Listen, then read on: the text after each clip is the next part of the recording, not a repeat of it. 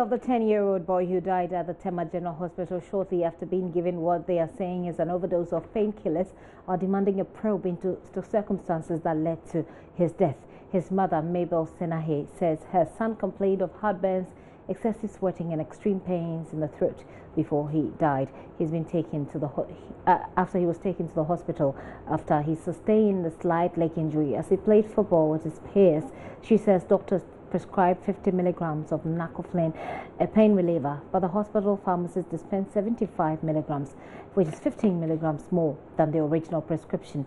But the doctors administered it on the boy even though the attention was drawn to it. Maxwell Agbagba has been speaking with the mother, Mabel Senahe, in Tema. Yeah, my child went to school. It's a vacation classes, and went there after the final one. He was playing ball, and he said he was standing there, and the other friend knocked him down from the leg, on his leg. And the time he came home, he doesn't want to tell me because I want him to know, because he went to the operation before. So I want him to don't play ball at the school. So the time he came back, he doesn't want to tell me. And his elder brother, he is the one who told me that he saw him playing ball. So I should ask him how come before his leg is paining. Before he said it, he was standing there and one of his friends knocked him down. And I heard that he was complaining about the pains. And on Sunday last week, I sent him to Tema General Hospital. The time we went there, they gave me the medicine. The doctor wrote the 50 milligram, and the pharmacy gave me 75 milligram. And I sent the boy to where we are going to take the X-ray. And I left the boy there, and something told me to take the medicine back to the doctor, to show the doctor the medicine to the doctor. And I went there and I showed the medicine to the doctor. Said, "This is the medicine that your people gave to me." And she was standing. He said, "Where is the medicine?" And I give the medicine to her. This is the medicine. I give the medicine to her, and he was looking at the medicine. He said, "Why this pharmacy? The pharmacy doing this? They write the 50 milligram, and she gave me 75 milligram." And I asked her, "Did I send the medicine back to them and change it?" And she was holding the medicine, and then she told me I should go and give it to the boy. And she told me the medicine is strong for the boy and it's for the adults. So I should go and give the medicine to the boy. I should give him one. And I went there, I give one medicine to the boy, and he take it. After we take the result of the X-ray, I give it back to the doctor. And the doctor look at the X-ray, they say it's not, the bone is not broke or something. Then he gave me the medicine back, say if we come home, I should continue giving the medicine to the boy. From Monday to Wednesday, I give the medicine to the boy. The time he was taking the medicine, he was complaining about stomach pain and the heart. The boy cannot sleep, every day complaining. And I sent this medicine to one of my pharmacy here to show the medicine to him. And he looked at the medicine, he asked me, "Who gave me this medicine to give to the boy?" And I said, "I went to my general hospital, and this is the medicine that they gave to me." And he said the medicine is too strong for the boy. So I should send the boy back to them and complain how he was going through. And I take him back to my general hospital. And we went there on Friday, and they admit us that Friday up to Sunday. And that Friday, because of the pains he was going through and the heart is beating, they put oxygen on him. From that Friday, Saturday, and Sunday dawn by 4 o'clock, my boy is gone. This boy left me over there. I was holding this boy. This boy was suffering, crying, "Mama, I'm suffering. Oh, my throat is paining me. My stomach, my heart." It's only one doctor in that night. And the doctor also is not there. He left to go to another ward. It's only one nurse there. I was calling the nurse. The boy is complaining. And that time, I think they put a rubber in her penis so that how he can urine, because of the urine. Then the time he was taking the medicine, the urine also changed color. That Sunday dawn, the pain is too much for the boy. And I was calling the nurse. The nurse is sleeping there. I was calling her, "Come and look at my boy. The boy is suffering too much." And she told me, she called the doctor. The doctor said the pain is normal, so he doesn't know what to do. And how the boy is complaining. I was calling this nurse, call the doctor. I was sleeping, they told me the doctor is coming. Before the doctor reached there, I was holding my boy like this, suffering, crying. Mommy, I'm suffering. All my throat is paining me, my stomach, my heart. Mommy, look at the time for me. And I'm asking, why do you want me to look at the time? He said, take your phone and look at the time for me. And I said, I will not look at the time for you. At the time I look at the time, it's 3 o'clock that way. And I didn't tell him. He said, no. He was complaining, Mommy, I'm going. I don't know where I'm going now. And I'm asking, why are you saying that? Saying this to me. Why are you going? Why are you going? Stop that. Don't say that. And I was holding him like this, calling this. Before the doctor reached there, this boy was gone.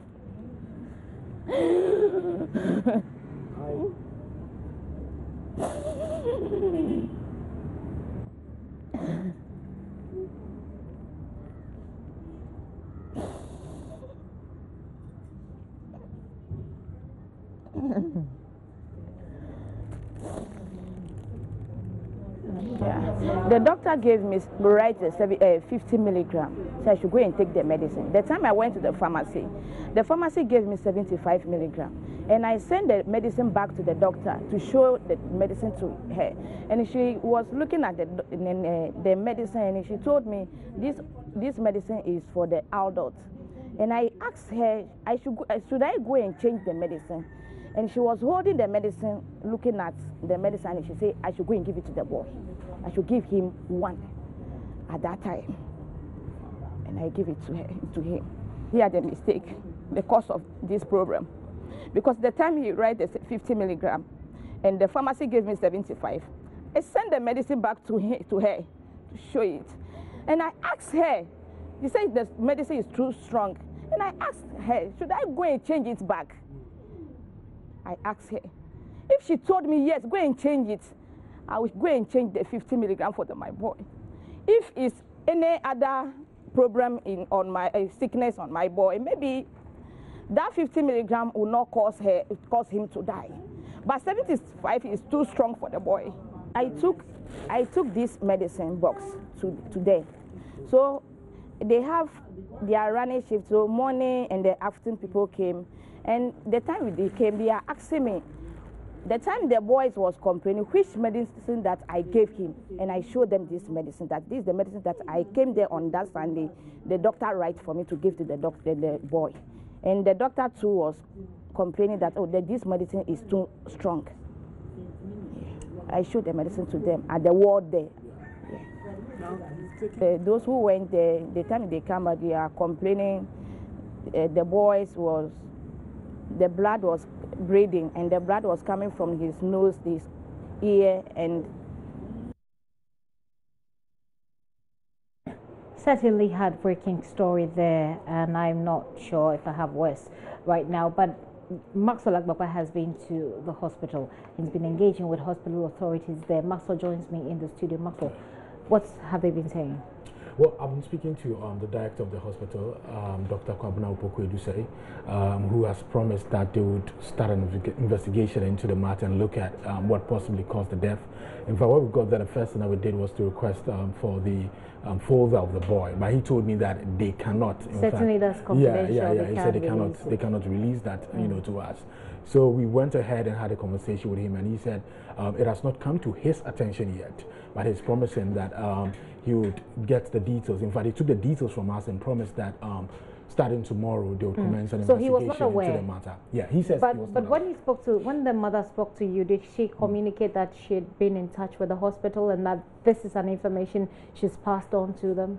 Well, in fact, she says yesterday they were actually at the hospital morgue to convey the body of the boy to another hospital in the Volta region for a post-mortem to be carried out, because she says she does not, she has lost trust in the Tema General Hospital to be able to do a clean job on this particular matter and probably put out what really caused the boy's death. So they've since transported the body to another hospital in the Volta region. And she tells me that when they were taking the body there, family members who were there actually observed that blood was actually oozing out from the ears and the nose. Which was the point she was making before, exactly, right before we started our conversation. Just before we started our conversation. So it looks like communication between the hierarchy of the Tema General Hospital has not been there, because the director tells us that he's not aware. But for the other people who are working in the hospital, they certainly know about this issue. How do you know that they know about the issue? Well, we understand that they've engaged some of the doctors on this particular matter, because the woman tells me that when the incident happened,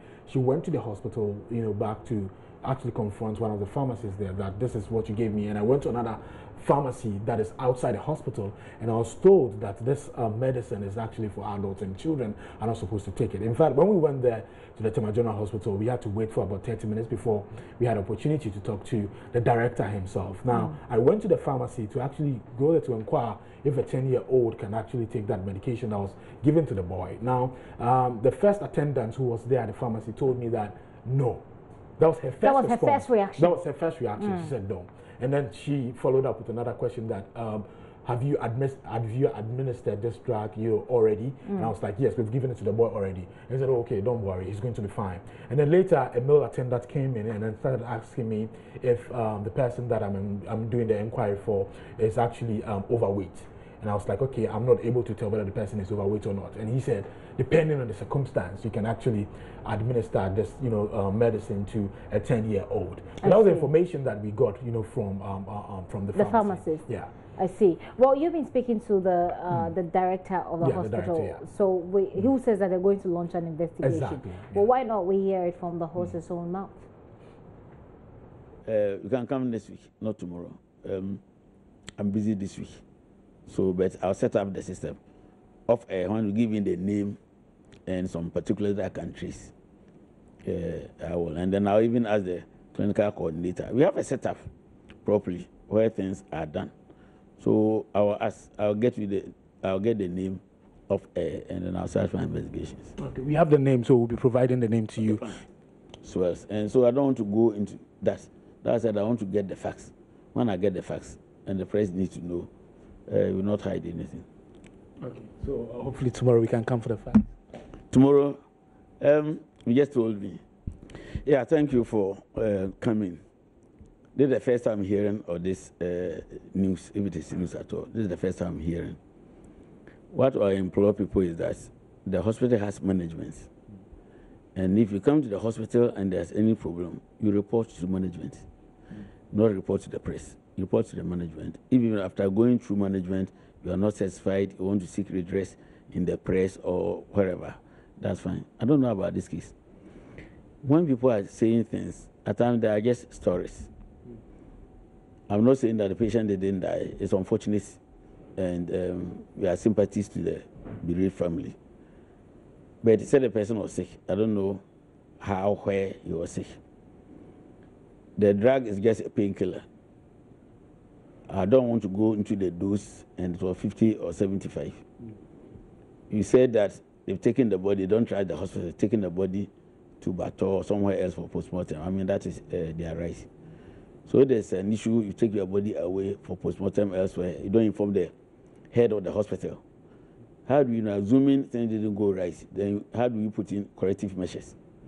So now that has come to my notice, if I get the name of air and then the particulars, I'll investigate and find out what actually happened. And if there's a need to talk to the press or somebody, we will do that. There are cases that people take other people's body, this is the other side, even for burial. You pull out the bodies, oh, this is my nephew. Well, suddenly everybody becomes afraid of a dead body. Then they go prepare for burial, then realize that no, it was not that person. Somebody's baby died somewhere. They said, oh, I think that the baby was bigger than this. It's weight. Do you know the weight or say no? One day, born baby, how do you know that was bigger or small?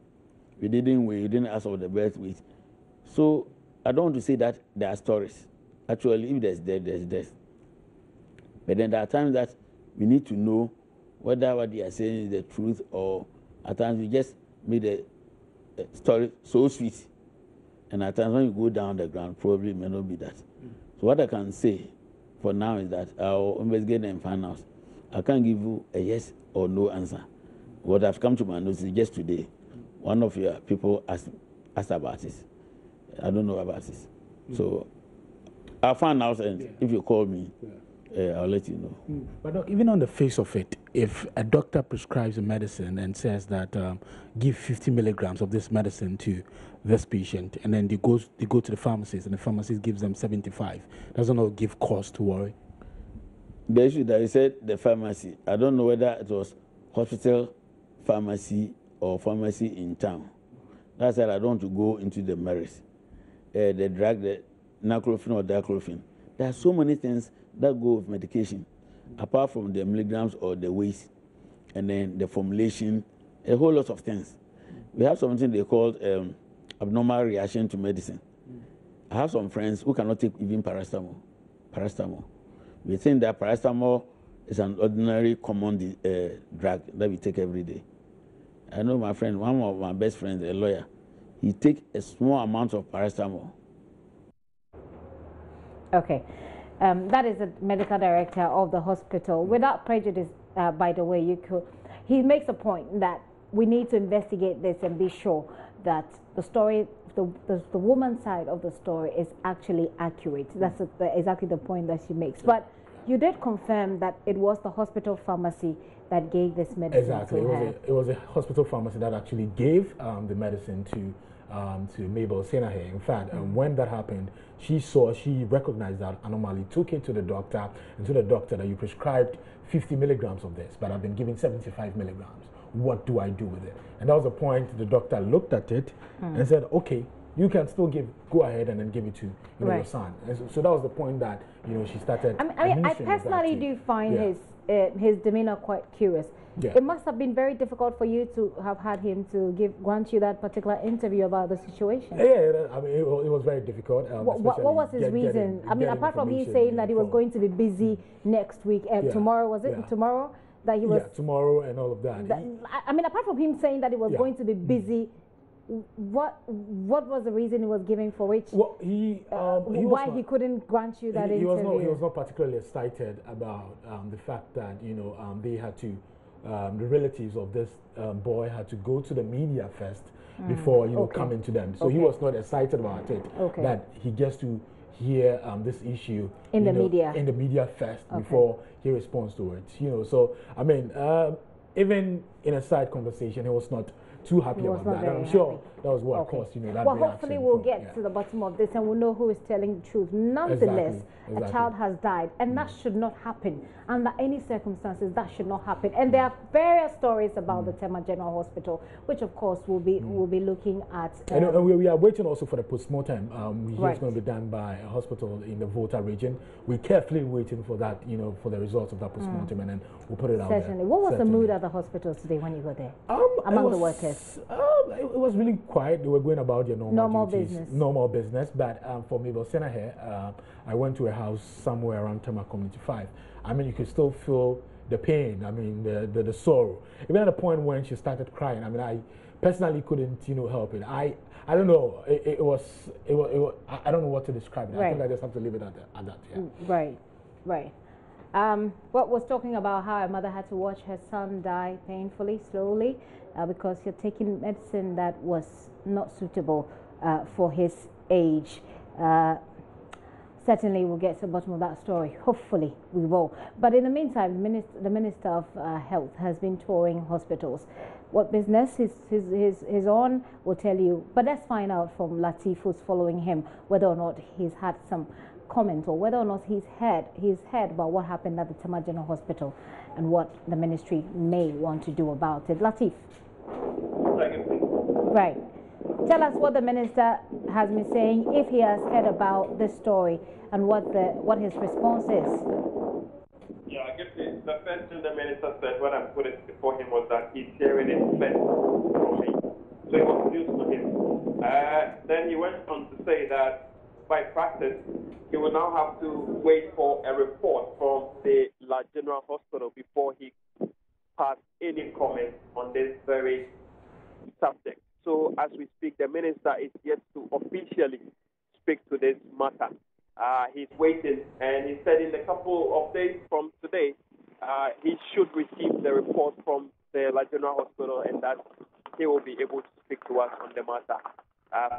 want to hold on and get a report quickly.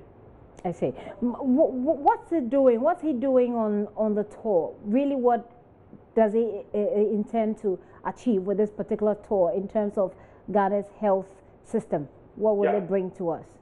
Yeah, you know, I asked that question. When he came into office, he took 2 months to sit in the office and go through mentorship. Now, after mentorship, he's now ready for the job. Reason why he's now getting on the ground to get first-hand information about how health care operatives are working in the various health facilities across the country. He started this in the central region a couple of weeks ago, and now he's doing the national capital. Now, the tour has taken him to the La General Hospital. That's where the first port of call. He visited some facilities there. He met the director, Dr. Ajay. And, you know, one of the issues that came up, I'm sure the director of the La General Hospital had got wind of this whole issue about the boy who died as a result. The issue about what again? We're having some feedback in your sound. Let's say the issue about what?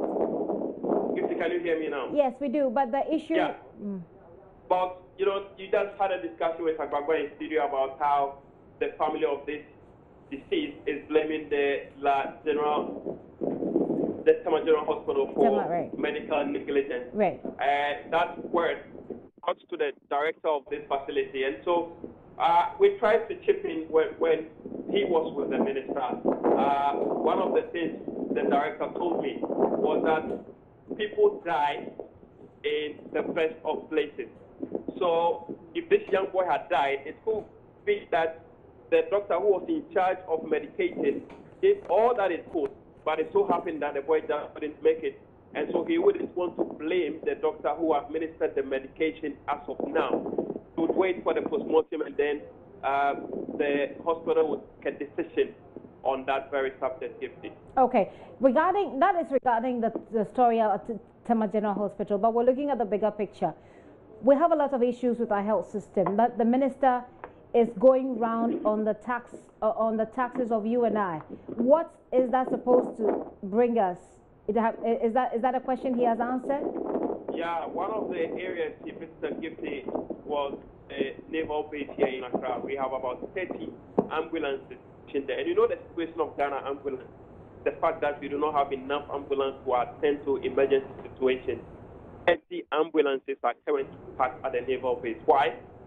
Because we've told today that these ambulances have two issues. One, they do not meet the specification to operate as ambulances, reason why they are parked there.